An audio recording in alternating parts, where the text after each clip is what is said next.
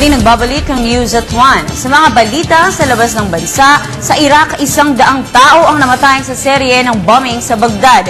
Sa Amerika, paggunita sa 9/11 terror attack ang natabunan na ng ibang issue. At sa China, paggamit ng renewable energy isusulong ng mga electricity distributors. Ang mga detalye mula kay Edwin Eusebio para sa Globalita. Sunod-sunod na pambobomba ang naganap sa Baghdad, Iraq. Ito'y matapos na hatulan ng bitay ang puganteng vice-presidente nito na si Tarek al-Hashimi. Ang karasang nagaganap sa Iraq ay inaasahang magpapalala pa sa mahina pang gobyerno nito.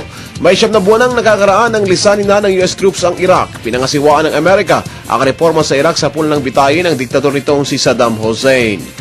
Sa Amerika, 11 taon na ang nakararaan matapos ang September 11 terror attack sa Estados Unidos. Nasa ibang pansin ang mga New Yorkers ngayon. Sa pagkakataong ito ay health concerns para sa mga emergency workers. Bukod rito, ang suliranin sa pananalapi na naging dahilan sa pagtigil ng konstruksyon sa $1 bilyong na Ground Zero Museum.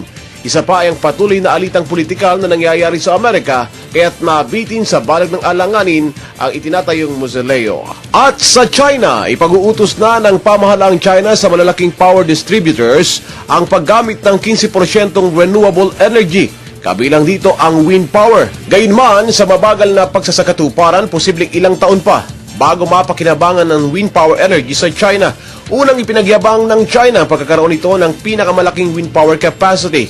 Hindi naging madali ang pagsusulong sa mga ito dahil malaking kapital ang kailangan at alanganin ang mga negosyante na magpasok ng puhunan sa renewable power productions ng China. Para sa Telebisyon ng Bayan, Edwin Eusebio.